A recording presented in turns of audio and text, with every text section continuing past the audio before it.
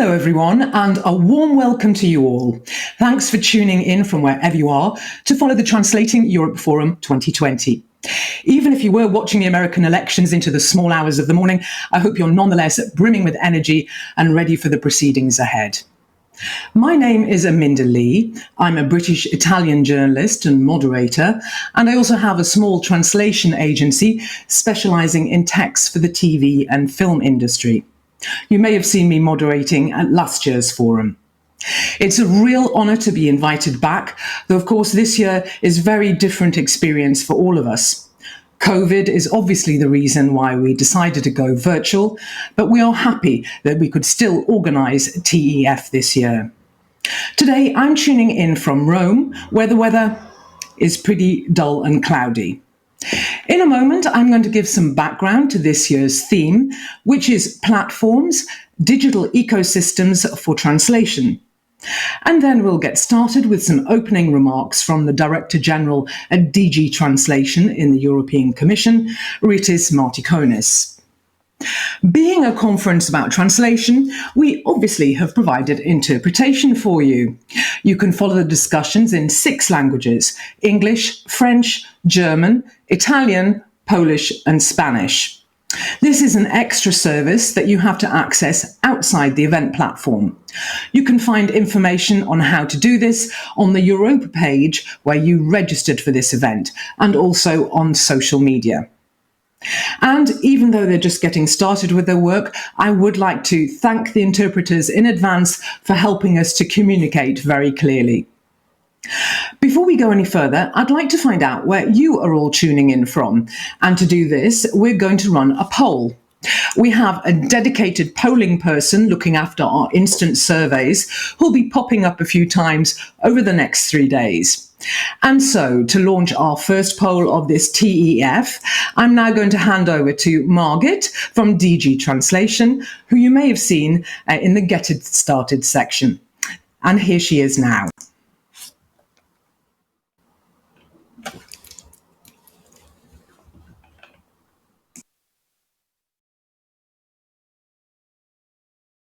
Hello everyone, you will see the voting now. Okay, and you should be able to see the question which says, from where are you watching TEF? And you have the following options: the office, home, bed, or the dark side of the moon. And I think there's another choice there as well, which I can't quite read. Margit, can you tell us the other choice that I'm missing? I think the 3 should have been the bed, but I don't see it displayed. Okay, so no one's in bed today. That's good. We haven't given you that option. As you can see, you still have some time left to cast your votes. It's very simple, and it's a bit of fun just to break the ice and before we actually start the proceedings. So in a moment we'll be showing the results. Once you've voted, you can actually see the things going up and down as to who and where people are logging on from, and how other people have replied. And we will keep the poll open for another few seconds. Margit, how long do we have? It's closed now. It's closed, okay. And can you tell us the main result? Actually, we have 33 votes who are joining us from home, and 1 person is on the dark side of the moon. Okay, well, thank you very much indeed for that. We'll be coming back to more polls later. Thanks, Margit. Thank you for voting on those polls. Perhaps next time you might be a bit quicker and we might get some more entries in. Obviously, someone's feeling on the dark side of the moon. We're rather in circumstances that are a bit like that at the moment, with everything being rather unusual and a different new normal we're getting used to. Now, as you know, Translating Europe is all about bringing together translation professionals from all strands of the industry. And indeed, there are more than 1,200 people registered to follow TEF online this year, with a good mix of language service providers, freelancers, translating associations, students from the European Masters in Translation, DG Translation trainees, and translation tool providers, as well as people from academia, the EU institutions, national administrations, and international organisations. I'm going to tell you how this opening session will run in a moment, but first I've got some practical announcements for you, especially related to the features we've provided in this virtual space. You can access all the information about the event and follow the sessions live via the dedicated smartphone app. If you haven't already downloaded it, it's available for free, of course, in Google Play for Android devices or Apple's App Store for iPhones and iPads. Just search for 2020 TEF. The app is packed with information about the sessions and speakers. There's a Twitter wall, the virtual networking sessions, and much more. If you prefer, you can always log into the platform via a web browser on your computer instead. On each session page, there's a simple system to send in questions and vote for your favourite questions to put to the speakers. You can also use the chat feature to communicate with others watching the session. Over the next 3 days, we've also set up dedicated times for networking. We know this is one of the things you appreciate the most during the physical version of TEF. So we've created several opportunities for you to participate in virtual networking between yourselves and some of the speakers of the forum sessions. Don't be shy and do reach out to people even if you don't know them.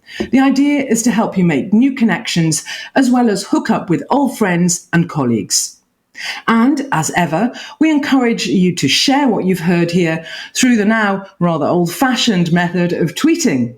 The hashtag is 2020TEF. Over the next 3 days, we're going to be discussing platforms. But what do we mean by that? Well, here we're talking about digital platforms, places that facilitate exchanges between groups. This includes social media platforms and digital marketplaces, for example. The forum will explore what digital platforms mean for the translation profession and what the profession can bring to these platforms. As such, we'll consider how these platforms are using translation data and technologies, and we'll be asking how professional translators contribute. We'll discuss the role for language technologies and find out the translation sector thinks about the new business models and workflows based on platforms. How do freelance translators see them? What about language service providers? What role do the EU and other translation sector organisations have to play? And, most importantly, what competences do translators need to thrive in the platform economy? These are just some of the questions we will be discussing today, tomorrow and Friday. During this year's Translating Europe Forum, you can also discover translation to find out how platforms use translation and how the translation industry uses platforms. Feel free to pick and choose the sessions you're most interested in. However, we have built-in breaks so you can follow the whole conference without being completely glued to your computer all day. After a short welcome speech from the forum's organisers given by DG Translation's Director-General and a video message from Commissioner Johannes HAHN, our first keynote speaker, Simon Torrance, will shed more light on what digital platforms are and what role they play. So I think it's now time to get this show on the road and move on to the opening address. And the opening address is going to be given by Rytis MARTIKONIS, the Director-General of European Commission's DG Translation. Welcome, Mr. MARTIKONIS. Aminda, good afternoon. Can you hear me well? Yes, I can hear you fine, thank you. Good afternoon to everybody once again. And thank you for doing such a good job in introducing. I think you have broken the ice, but for many of us sitting in different corners of Europe and even further, it is a special opportunity and occasion.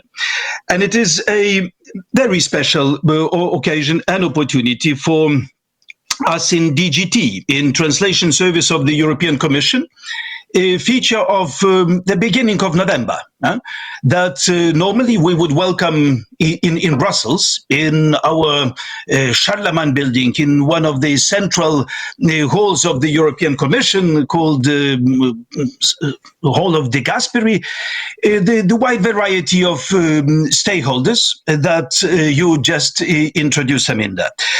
I will pass the floor to Commissioner HAHN in a moment, but I wanted just to make a few remarks of myself, starting also with appreciation to the Translating Europe team, a team that has been doing this for a number of years, but it's obvious that this year is special.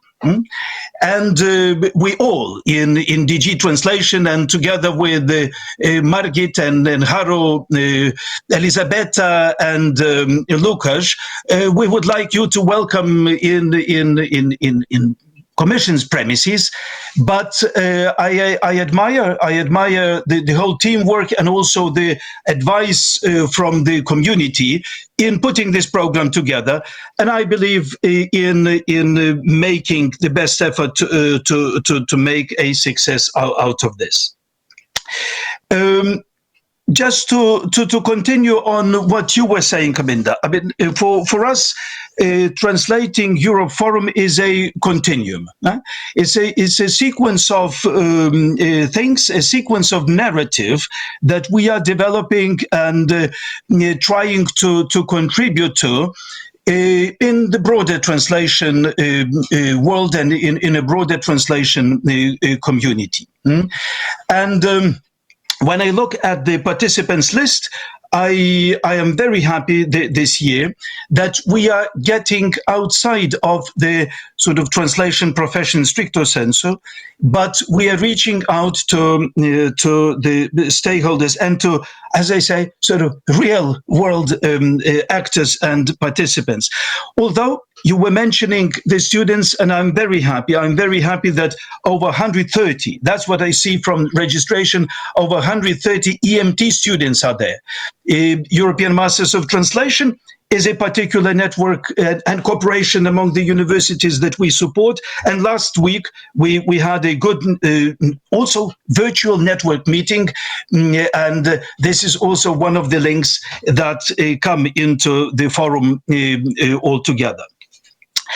When I say continuum, it brings me back to Translating Europe 2 years ago. 2 years ago, when we were trying to put together translation and artificial intelligence. Yeah?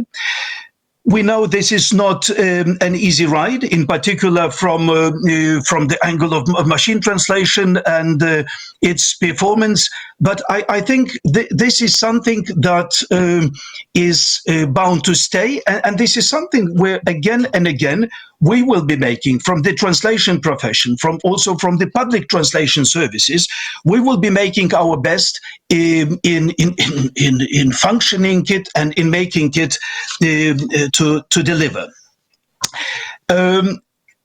Translating Europe Forum is not only about a central event, not only about event in Brussels, but it's also about the workshops, a number of activities that we are doing in member states, locally, so to say, trying to bring together local actors. Although now the notions of who is local, who is global, who is European, who is national are blurring and transcending, but a number of activities that we are supporting are very encouraging, and we have a number of successful events all over Europe.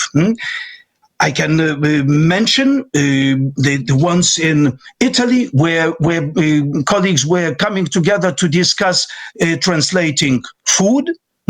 And I was very much inspired by listening and reading what they were talking, and recognition that if you want to sell Parma cheese, or if you want to sell Parma ham or Parmigiano cheese, you need translation. You make it accessible and understood better and accepted better and explained better if you go in local languages wherever you want to go on the market.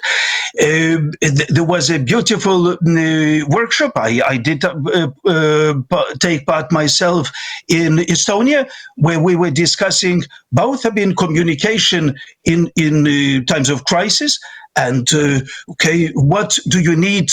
What kind of languages you need to get to each and every citizen? Was a very pertinent topic for obvious reasons.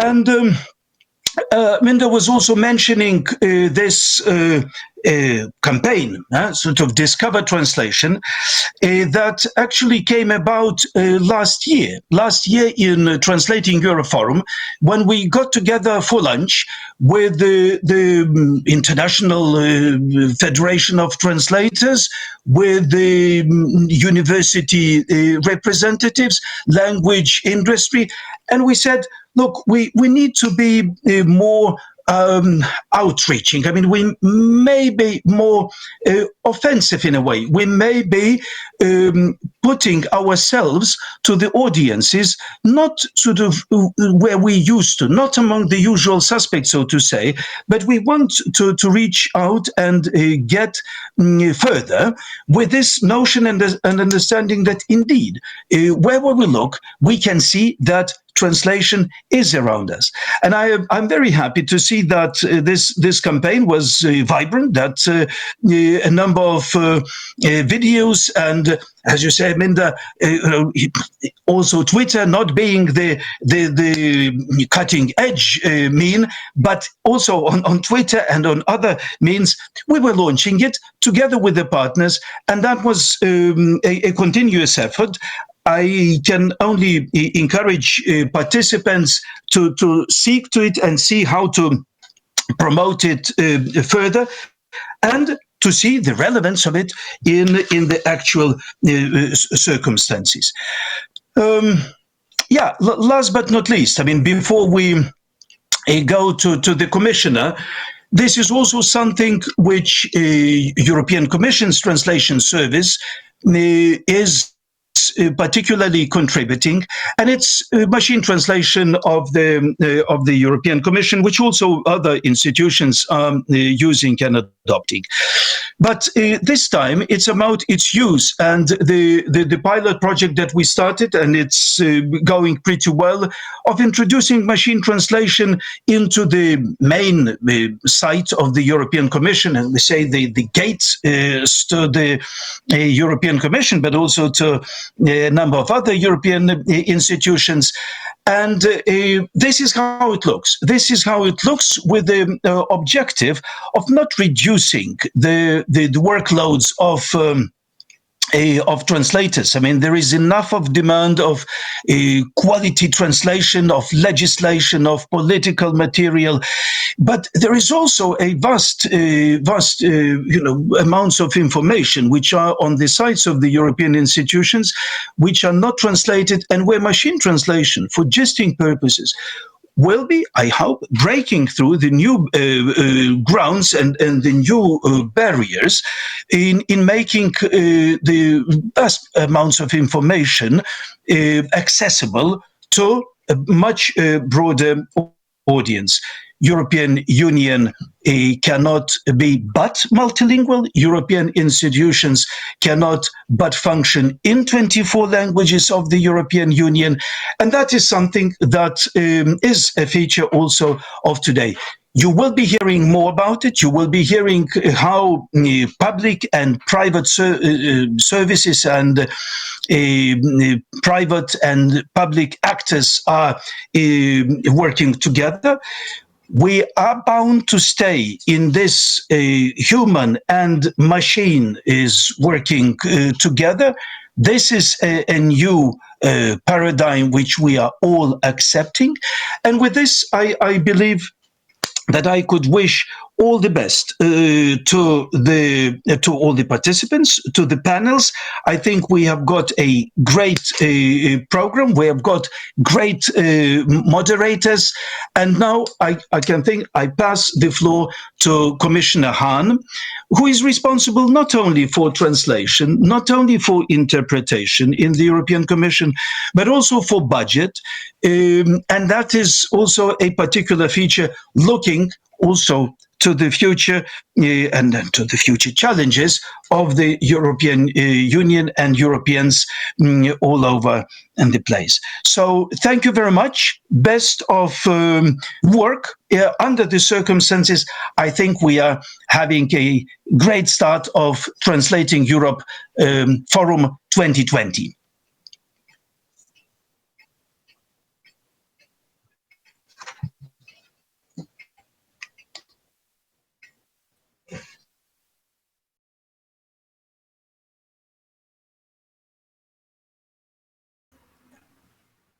Ladies and gentlemen, good afternoon.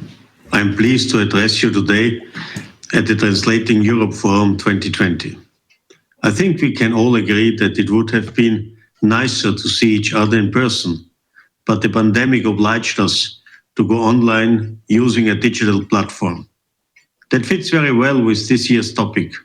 Without platform technology, this year's edition would not have been possible. Aminda? Online platforms are an important part of the digital economy, and platforms that want to be successful across borders have one thing in common. They are multilingual. Because not everybody speaks a foreign language. 46% of Europeans are monolingual.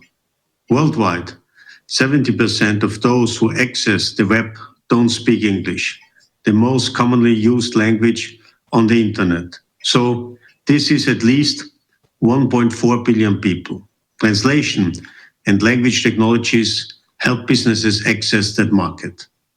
Language barriers are still a key obstacle to achieve a union where data and digital services flow seamlessly across borders. It hinders online commerce, social and cultural communication, and the wider availability of pan-European public services. We need language technologies to break down that barrier. On their own, translators can't handle the increasing demand for multilingual information. The volume is simply too big. They need language technologies to cope.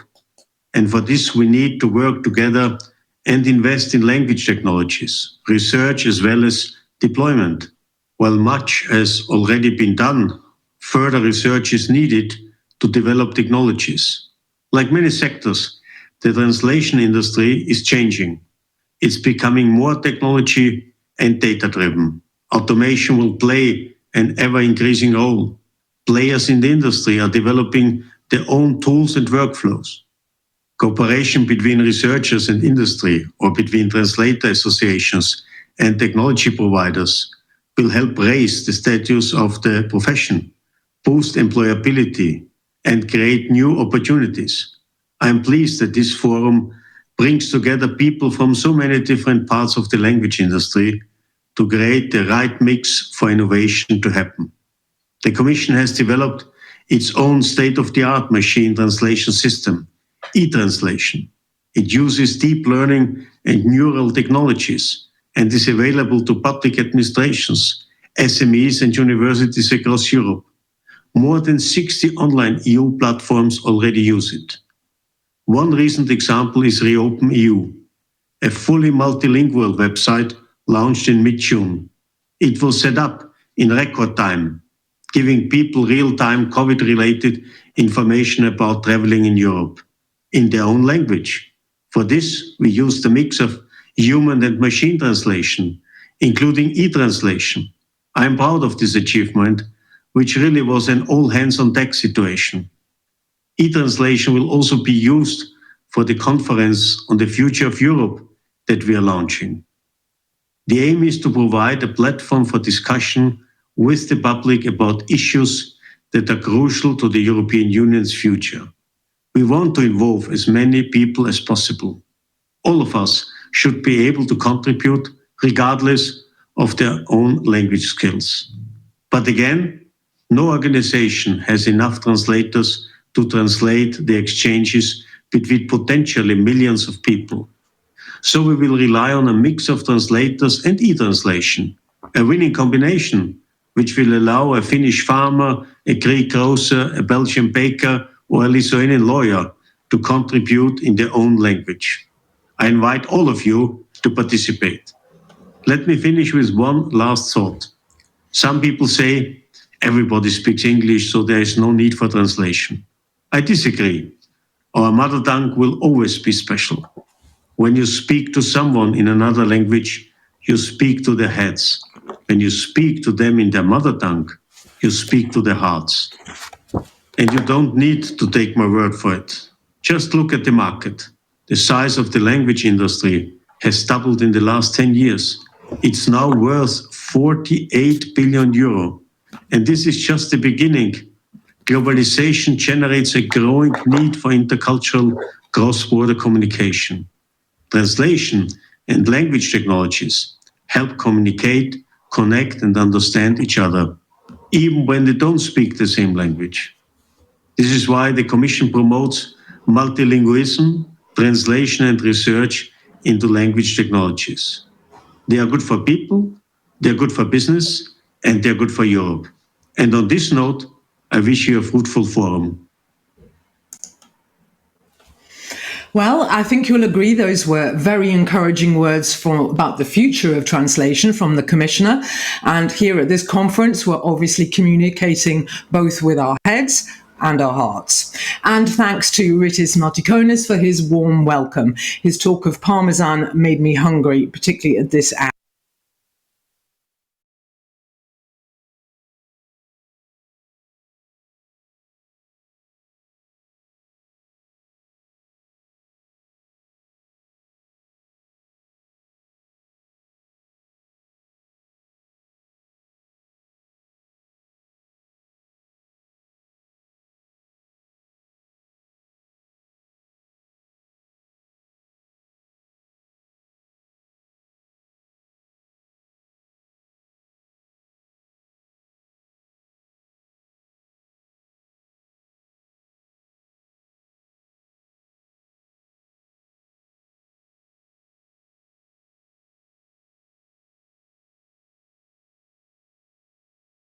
I'll just introduce him. Would you like to say hello?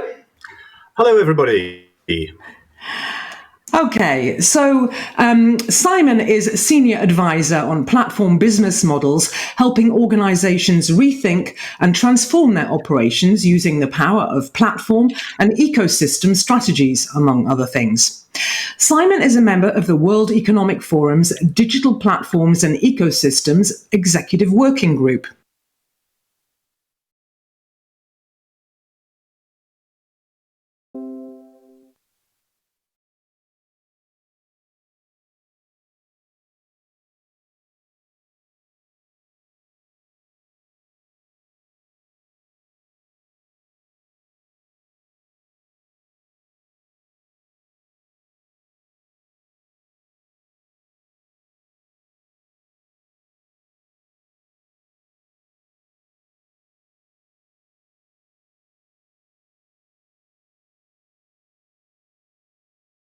Your favourites. We'll be going to the top voted ones first.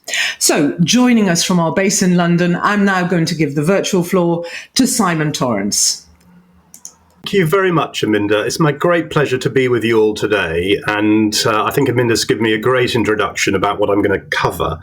I'm going to look at the impact of digitization in general on all sectors. And then I'm going to try and explore what that means from my perspective, at least for the translation industry. I'm going to talk about the new types of business models that are becoming so powerful in this new world. And we're going to focus on digital platforms and ecosystems. And I'm then going to suggest how these principles could be applied to the translation industry and suggest some next steps. And of course, this is a stimulus, and most of the value, I hope, will come in the Q&A afterwards, where we can try and drill down on what these topics mean for you. And I do appreciate that you and the audience represent very different aspects of translation. So my presentation will look at it from a macro point of view, and then we can try and see what it means for different groups of you during the Q&A. So Aminda's given me a very nice introduction to me already, and I will just share that I spend my time working with organizations, public and private, large and small, across many sectors, looking at how they can transform their fundamental business models. And business models means the way that you create value for your audience, and how, if you're a commercial organization, capture value. But the principles are completely applicable to the private sector as well, and to government. And as Aminda said, I've written books on this topic, and I work with various bodies to try and help drive these principles forward. And one of the groups I work with is one of the largest networks of startups, and there's huge focus on digital platforms and ecosystems within the startup community, which are funded very heavily by venture capitalists. And you'll see why this business model of digital platforms is very attractive, to entrepreneurs, also to venture capitalists who fund them, but increasingly to large corporations who need to compete differently, and to government, who are thinking about, well, how do we organize and coordinate resources more effectively to tackle broader social and societal challenges as well as commercial ones. So what's the problem? Let's start with the problem that digital platforms and ecosystems address. And as you may know, digitization is happening across every sector. So all the sectors that you support in your daily lives are all under significant pressure from digitization. And that's particularly incumbent organizations within every sector. So incumbents means those who have been working in the sector for a long time. And what digitization does, it tends to increase competition because new players can come along with interesting solutions. It tends to raise the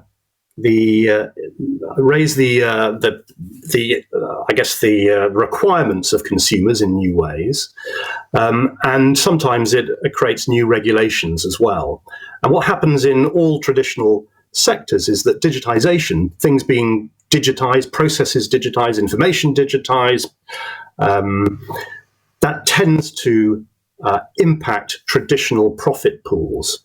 And so your clients, whether they're in the public or private sector, will all be wrestling with how they keep up with these dramatic changes. And there's a couple of statistics I'm going to share with you here, which come from some surveys recently, which show why this topic is so important and why solutions to it are so needed. And in a recent survey, 90% of senior executives said that they were worried that their fundamental business models were not economically viable as their sector digitizes, because there's more price transparency, more competition, et cetera, et cetera. So fundamental business models under pressure. The other powerful statistic is that a lot of companies are finding that their investments in digital activity is not really moving the needle. They're spending a lot of money just to keep up with what their customers are demanding, but so are their competitors, and so are new competitors as well. And so there's a huge investment in digitization and digital activity, but it's actually not delivering a great deal of profitability. It's just trying to keep your head above water. And many organizations are, as a result of this, unhappy, or the leaders are unhappy with their innovation efforts. They're not really making a change. And if we just spend a moment looking at the translation industry, of course, as you've just been hearing, and you know very well, there is this huge, maybe tsunami, this huge change that's happening in terms of the enormous volume growth in online content, which comes with the huge growth in online commerce as well. And as you know, the complexity of projects has just increased dramatically if you combine the number of people who are from different languages who are coming online now with the types of subjects that are being created, plus the new types of performance that commercial customers at least are looking for from their translation activities. It makes the projects much more complicated than they were in the past. If you're thinking about translating perhaps content related to topics like blockchain from Hindi to German for non-digital manufacturers, there's huge complexity in that. And as we've just heard, obviously technology is accelerating very, very fast in your sector and every sector indeed. And the needs of customers of translation services are changing as well. And as I understand it, there's much more requirement for rapid turnaround, the need to localize content, publish it quickly, get feedback from users, update it very fast. And it creates a sort of very fast-moving, continuous loop of creating content, translating it, getting feedback, improving it, which requires, obviously, different approaches to delivering on that. And I guess good for the industry, demand for translation is outstripping quality supply. So that is in many ways a good thing if you're in the industry. But equally, as we know, digitization means that it makes automation and digitization tends to affect those who traditionally provide the service and can reduce the profit that's available to pay them in the old ways. So we have this big change happening, and the question is, how do we ride this wave rather than being subsumed by it? And the other big trend that's happening, this is particularly relevant for your customers or customers in any sector who are thinking about how their markets are evolving, is that we're now starting to see the blurring of boundaries between what were traditional vertical sectors, blurring of boundaries within new digital ecosystems. So that means, for example, if I'm buying a house, in the past and today, I would go, if I'm thinking of buying a house, I've got to sell my existing house. I go to an estate agent to find a new house. I might need to speak to the bank as well. I need to speak to insurance companies. I've got to get a removal company to move my stuff. I've got to schedule, if I'm moving to another town, I've got to organise new schools for my children, and so on and so forth. And in the past, we would interact with many different parties in that journey that we're on. Now, what's happening, digital ecosystems are combining or bringing together those activities into one place. And people are creating platforms that enable me and you as consumers to be able to undertake that journey all in one place, coordinating the finding of housing, selling a house, finding decorators and removal people, and finding financing for that. And so what we're seeing now is, through digital technologies, new businesses emerging that are crossing the boundaries of traditional sectors and providing a single destination or many destinations where you can get things done. And that changes the nature of business, and it changes, for the translation industry, the nature of providing content support services for these changes. And you'll see in this diagram, this is some research done by McKinsey that's showing the potential size of these new types of digital ecosystems, which are orchestrated by platform businesses, which I'll explain how they operate in a second. And these are due to process a huge amount of global GDP.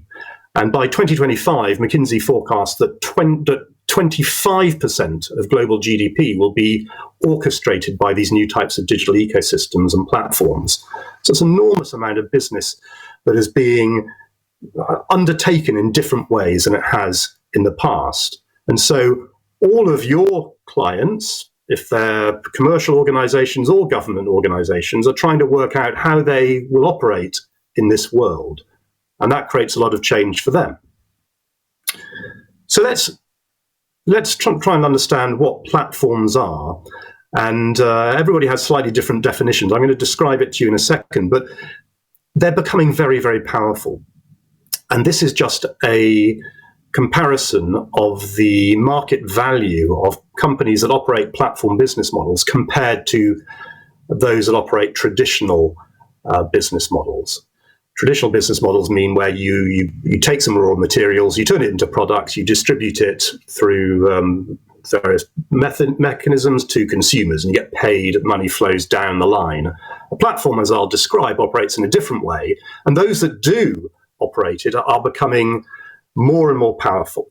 And you may know that the 7 biggest and most valuable companies in the world are all platform businesses, people like Amazon and Apple and Facebook and Google.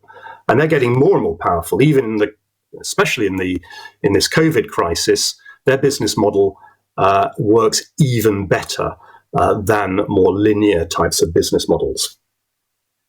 So this begs the question of what is a platform business model? And at its most pure form, a platform orchestrates the matching of people who've got something, producers of some sort of good or service, and consumers, people who want something. And a platform doesn't necessarily create the product, but it coordinates those that have got products and solutions with those who want it, and it matches those together using software to do so. And the things that are matched can nowadays be anything. It can be physical products. So eBay is an example of a platform that helps people who've got products sell them to people who want products. Or it could be services. So there's lots of freelance platforms around today that if you need a freelancer for any type of project, they will connect you with freelancers to service your needs. Of course, we know that the big content platforms like Facebook, where it orchestrates huge amounts of content which are generated by individuals or companies, connecting people who've got content with people who want content. And then it continues with apps through Apple. The Apple App Store connects people who create apps with people who want apps, and increasingly any type of good or service. Data can be knowledge, ideas, can be money. And a platform business is successful when it successfully matches those who've got something with those who want them. And consumers can be individuals like you and me buying things on eBay or Amazon, but increasingly it can be organizations who want to, for example, access translation services, or indeed products or data. It can be small organizations, and in the future, increasingly, machines. Machines themselves will want to be accessing data, products, services, software products and services to help them operate more effectively. And the platform business is one that makes these connections work well. Now, there are a couple of aspects of a platform business which are important to understand. And after this, I'm going to show how these principles might apply in the translation sector. But the aims of a platform business is to orchestrate high-value interactions. And it's not just about buying and selling things, but it could be about working on projects together, helping people to innovate together as well. And they are successful when they generate what are called network effects. Network effects is a relatively new economic concept which has been enabled by platforms, which says that your business, in this case the platform business, or your product, in this case the platform, is more valuable the more people use it. So what that means is, for example, if we take Uber, the more drivers there are on Uber means that it's more attractive for riders like you and me, because I know I can get a lift in 3 minutes if I live in central London. And the more riders there are makes it more attractive for people to want to be drivers on Uber's platform. And Uber benefits from these network effects. The more people who are using it on the consumer side makes it more attractive for people to be producers, and vice versa. And then that creates the volume and scale that makes the whole system attractive for all parties. But it's very important for a platform business to create control points. And this is about addressing friction in a market and trying to reduce that friction and creating certain tools and mechanisms that uniquely address that friction that the platform is controlling and managing. And some of those tools I call them workflow tools. They could be related to, and you'll see this in a minute when we come on to translation, they can be related to maybe payments, getting people paid easily if they're transacting services. It can be related to data and intelligence of the flows of information across the platform. And a platform is successful when it provides tools to reduce friction in a market, when it makes it very easy for both parties in this equation to plug into their system, really easy for producers to plug in and very easy for consumers to access. And a platform business succeeds when it creates the right rules or governance for the parties to interact on their platform. So at Apple, for example, you have to go through some quality thresholds before your app is allowed to be made available on the App Store. And the same for other types of platforms as well. It's very important a platform creates those quality thresholds to be successful. So a platform business model in general is one that optimizes relationships. It creates new workflows. It's very customer centric. It's helping customers solve problems they couldn't solve so well in the past. And from a business model point of view, it's asset light. It doesn't have to own any of the products or services being made available. It doesn't have to employ people or doesn't have to make products. It is there just to facilitate transactions. And for participants in a marketplace, there are many different options. And we'll come on to this in a second, but you can create your own platform business. You can be a producer of products into a platform. You can be a consumer, or you can create workflow tools that platform uses. And all of those are very viable and interesting and attractive roles potentially to play in an increasingly platform economy within new types of digital ecosystems that are emerging. So this is a tweet from the CEO of AirBnB, and it sums up why platform business models are so attractive. And you can see here, he says that Marriott, a hotel chain, wants to add 30,000 rooms this year. We can add that in 2 weeks because he doesn't have to build any hotels to provide rooms for people to stay in. He just has to make it really convenient for people who want to rent out their room to put it on his platform for other people to stay at. And that probably sums up the power of the platform business model. Now, let's look at the translation industry. So I did a bit of research to prepare for the presentation, and I think in many ways, it has a lot of the characteristics that entrepreneurs look for when they try and create new ventures, particularly platform ventures. As you know, it's a big market and it's growing pretty fast at the moment due to those trends we talked about at the beginning. And interestingly, it's very fragmented. So you have a lot of freelance linguists and you have a lot of small agencies. And typically, when you have those characteristics of fragmentation, then a platform to help coordinate the matching of the best linguists with the people who need that help tends to make a lot of sense. And of course, as you know, there's more and more complex projects these days with multiple parties involved in lots of different linguists being involved in different types of complex projects for customers. And there are many, many different requirements. And I guess some of the generic freelance platforms offer limited value. If you go to Upwork or Fiverr, they're not specialists in translation, and the way that the quality management is not necessarily the best, and certainly the workflow tools for translation projects are not there at all.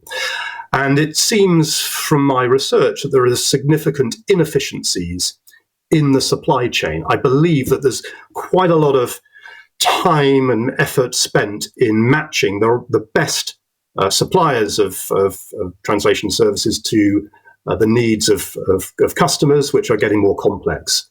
And so there's a lot of time wasted in getting those matching to happen effectively. So all of those things say that in principle, platform businesses could be very valuable to the translation market. And I know there are some platforms that already exist, and I'll look forward to discussing those with you during the Q&A. But let me just share with you a few principles about what makes a platform business particularly successful. And then I'm going to share with you maybe a template for what a translation platform could look like, or a vision for that. And platform businesses are strongest when they combine three elements.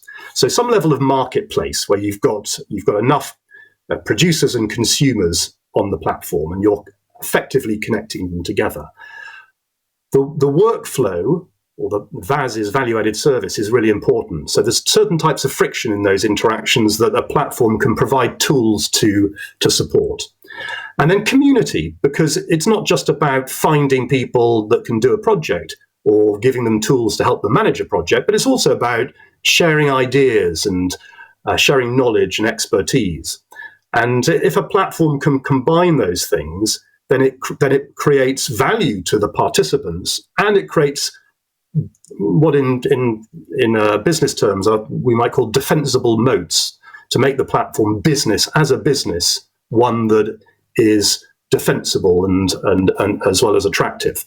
And data right in the middle is really important, of course, because the more people who are transacting and using the platform, the more data that's generated, and that data helps you as a platform owner to optimize the whole system. But the key questions that every platform business should ask are these 5 here. How could we create profound new value for customers? This is not just about applying some new business theory randomly to a market. It's about solving problems for customers, and how can our platform do that in new ways? Critically, though, of course, if it's just about squeezing prices down, that's not going to be attractive to producers on this side of the equation. So a platform is successful when it helps both parties succeed, the customer getting great solutions to its problems, and the producers being able to generate more business and to be successful as well.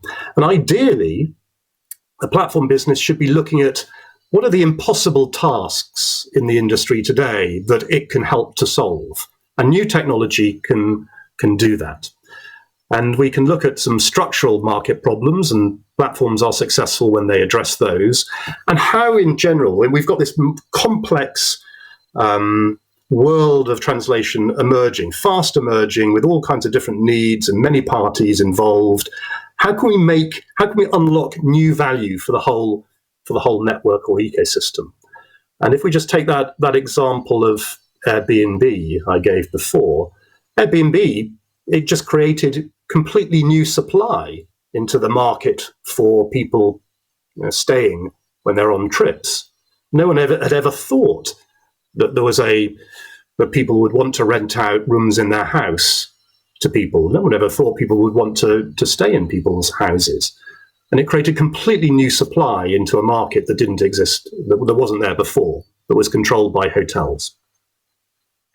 So here's to stimulate you, here's an idea of how it could work in translation market.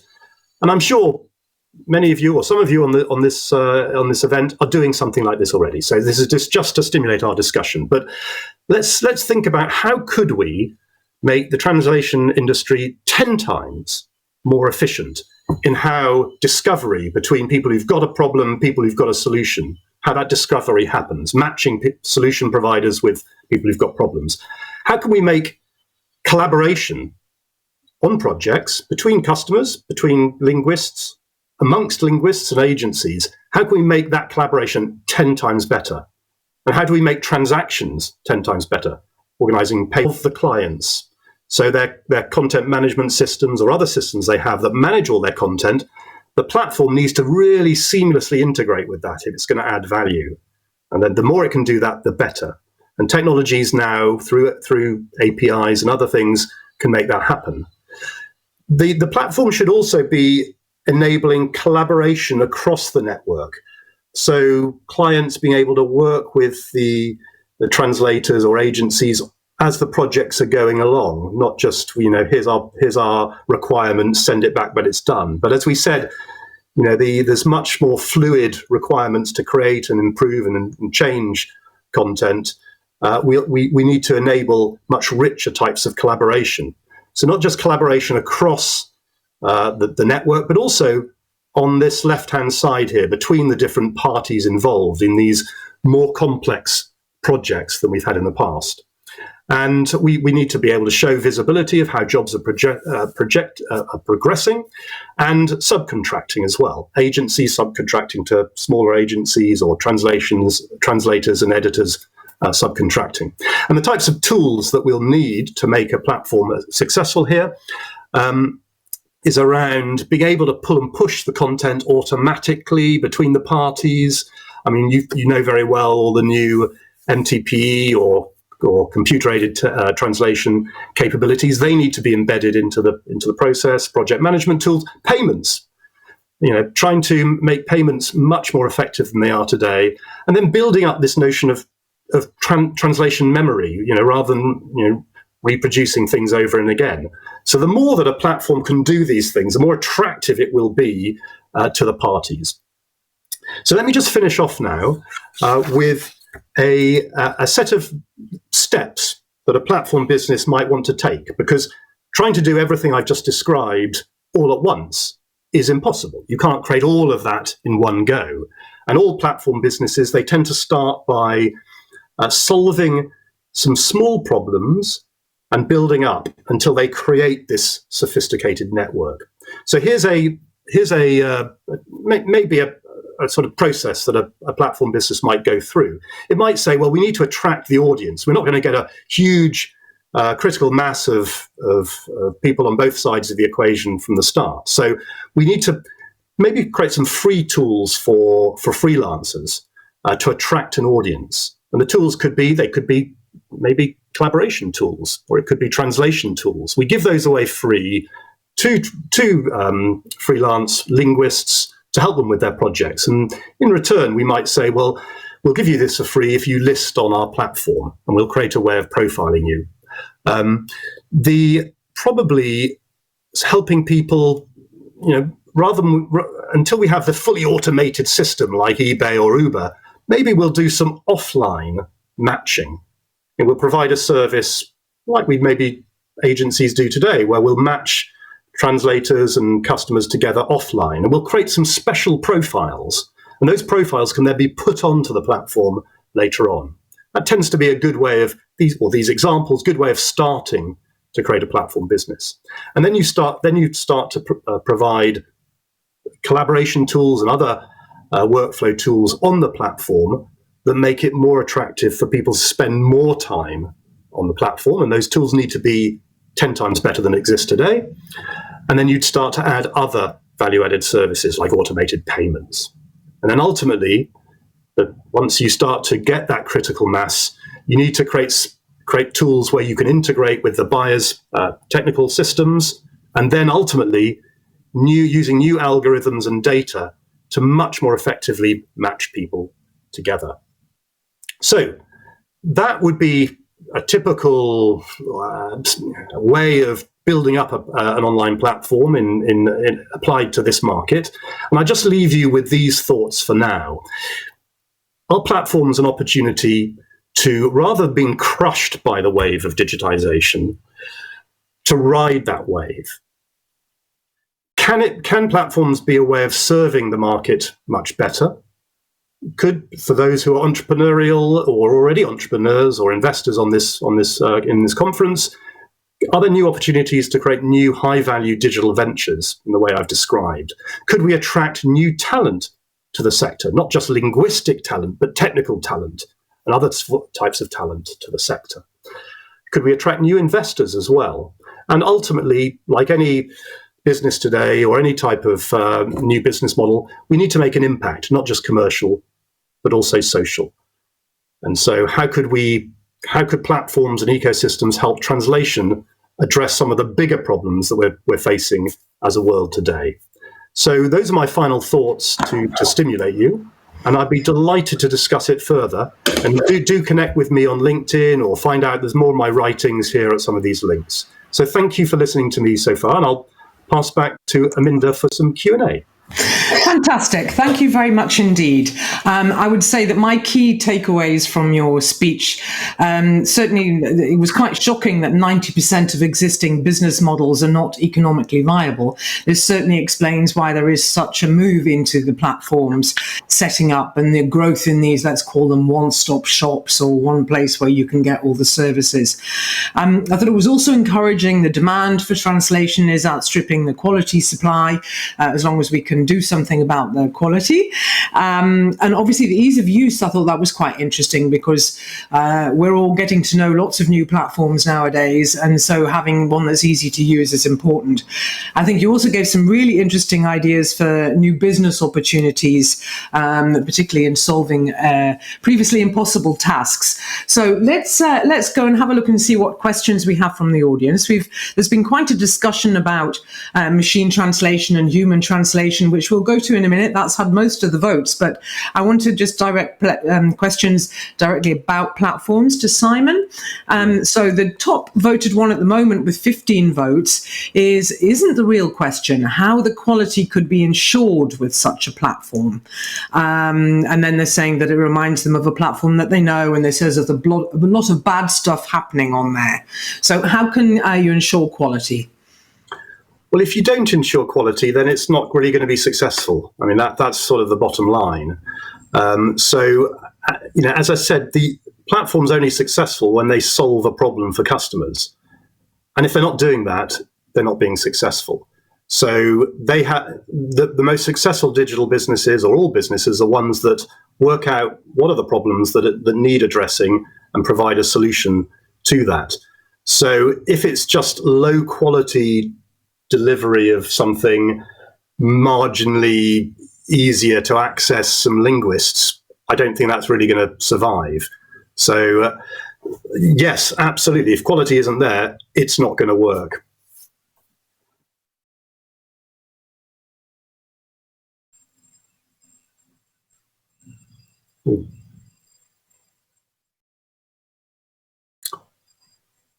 Oh, I don't hear you, Aminda, sorry. Okay, you don't hear me? That's I do now. You're back. Okay, so this next question is got 9 votes, and it says, given the size and potential of network effects, including how difficult it is for new agents to unseat platforms with established network effects, what are your thoughts about providing or regulating platforms as public utilities? Yeah. Well, that's a really a broad and strategic question for everybody really, and because platforms are so powerful now, I mean, something like 30% of global economic activity is likely to be mediated through platforms in 5 years' time. So that's enormous. And so we all know the power that Facebook and Google have and Amazon have and so on. And what the approach to regulation is at the moment, and I work on a World Economic Forum group looking at this, is to say, look, the data about us as individuals is the most important thing, and we should be able to take that data and make it available elsewhere. So make it portable. And at the moment, it's all locked away in Amazon and Facebook and so on. But what we're starting to see, and you'll see this coming this year, you'll see it, or next year now, but regulators will say, you have the right for your data to be taken elsewhere and other people to take advantage, or to help you take advantage of it. And we've seen that approach being taken with banking data already. So in the financial services industry, now by law in the EU, my account data, I, if I wish, can be made available to others to mine it and offer me services. And so that's stimulating a huge explosion of innovation in the fintech world. And we're going to have similar legislation that will say that the those principles apply to other environments where huge amounts of data is kept, and I think that's going to be the way forward, and that means the market will decide. So my data that's trapped in Facebook or Amazon, all my preferences, what I like, if I wish, I can make that available elsewhere, and other people can can innovate on top of that. So that then helps to reduce the monopolizing power of network effects, which is what regulators and society is worried about. So I say the other thing I would just say on that as well is that you have a lot of these very broad platforms like Amazon, but what we're still finding is that there are lots and lots and lots of niche platforms and marketplaces across consumer as well as business sectors which are emerging, because Amazon can't possibly cover everything. So I think with a combination of some judicious regulation and sensible regulation in the way I've described, plus just the way that there's so much potential for this model to be applied in many different ways, and I think we can address that issue. Okay, thank you. We now have a question that's from Anna, which has had 11 votes, and it says, quality assurance, confidentiality, traceability in case of problems. Translation is a rather peculiar product, with the client often being unable to check if they've been sold a good one or a bad one. Mm-hmm. Great question. I mean, that really is the starting point. So how big a problem is that for the client or for clients? If that's a really big problem that they, whoever they may be, are facing day in, day out, then someone who could create a solution to that would be very valuable. And as I said, when platforms very rarely spring up as a huge liquid marketplace in the beginning, and they often start with technology solutions that solve a problem and then can expand into other complementary solutions that ideally most software businesses try to create some sort of platform network around them. So if that is if that issue is a problem, an entrepreneur will think, well, how can I create a solution to that? Create a solution, and then on the back of that, either integrate that into existing platforms. That's a valid role you can play. You provide an enabling value-added service to an existing platform, or you decide, well, I've got a lot of customers using this. Why don't I expand it and create other complementary services that I may not provide myself to the customers? And this, I'll give a good example in the restaurant world. A lot of people use Open Table. If you want to book a place at a restaurant, you go to Open Table. They have lots of restaurants, and it's all organized. Now, they started by offering a booking system, software booking system to restaurants. So it's just a technical solution to help restaurants manage their booking. And when they had enough restaurants signed up, they then created a marketplace, a platform around that. So it's a very good question, and it exemplifies how to think about solutions and how that can expand into platform business models. What I showed you was the ultimate final state, but you're unlikely to start there. Okay, right. I've got another question here, and it's from, just let me have a look who sent it in, Alanha, and it says, what can a freelancer learn from the platform business model, and how can we improve the experience for our clients? Well, it's a very good question. The danger, of course, as I sort of alluded to, is as a producer in a platform, in a marketplace, your prices can often get squeezed because there's now much more competition and there's much more transparency. And the danger in any type of marketplace is that the producer side gets squeezed on pricing. Now, so I'll discuss that, and then we'll come to the second part of your question around experience. So that's always a danger in marketplaces. Now, as I said, successful marketplaces and platforms are ones that make the producer successful as well as the consumer.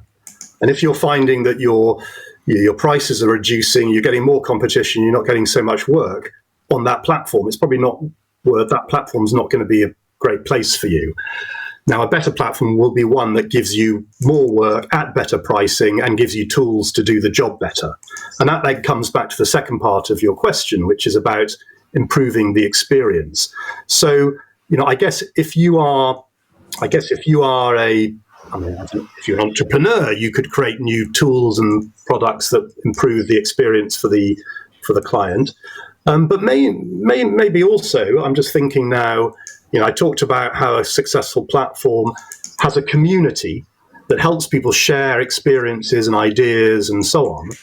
And again, a good platform should be a place where you as the freelancer can meet other freelancers and agencies and the customer and share best practices or new ideas that the platform then can maybe create tools, or other people can create tools to support. So again, there are some great platforms out there where they do have these community networks where people can share ideas and innovate. And I think a good platform will be one that can provide that for you. And if they don't, it's probably less attractive than one that does. Okay, and we've had a question from Carmen, which has got 6 votes. It starts off by saying, can you provide a list of such platforms? I think that's perhaps not really, I don't know how much you can go into that today. I mean, I'm assuming she's talking about translation platforms here.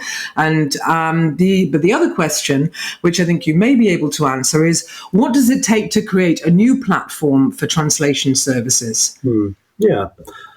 Well, I think it goes back to what I was saying at the end of the talk, and I might just flick back to the slide so we can have it to refer to. It's important, these steps to, as I said, it's all about trying to solve problems for customers, and it's not about jumping to try and create a sort of huge liquid market from the beginning. So we need to, like any entrepreneurial activity, you need to find out where's the problem in the market that isn't being addressed by existing solutions. Where are the unmet needs? And are people willing, how big are those unmet needs? So people, if you could provide a solution, would they pay you money for it? That's always a good indication that there is a need. So I think that's always the starting point, which is what is the need, either for translators and agencies or for customers, and there's hundreds of different types of customers. And is there a niche problem that we could solve that would be very valuable to be solved? And from that, we can then expand our offering. So I think that's always the start. That's always where to start when you think about that question. Okay, thank you. I'm just having a look. We've got more questions coming in. I'm scrolling through them all. Everyone's writing quite a lot. One of them here, it says, I think many translation companies now have quality assurance sectors, and of course, providing a bad translation would make a customer never come back, right? Well, I mean, I think this is what we touched on a bit earlier about the fact that if you provide rubbish, the clients won't come back. Yeah, absolutely. Yeah. The right is the right point, yes. Okay. All right. I think at this point, we're actually coming to the end of the session. So thank you very much indeed. Thanks to everyone for their pertinent questions. Please keep sending them in. And I will now say thank you to Simon. Thanks for joining us and for giving us some very interesting food for thought. Thanks for that. My pleasure. Thank you. My great pleasure to be here. Thanks. Thanks. Okay, so we are now coming to the end. There will be a 15-minute break right now, so you can go and stretch your legs, get a bit of energy, and go and grab a coffee before you get settled down back to the next session. It's going to start at 2:30 CET, and there's an hour-long panel discussion with high-level speakers exploring the topic digital platforms and the translation profession, what to expect. To access the streaming, you have to log out of this session, so just go back and then just click on the session name in the daily program. It's very simple. And of course, there will be time for your questions on that subject too. So we hope you're all going to be able to tune again in 15 minutes. And I'm now going to bring this session to a close.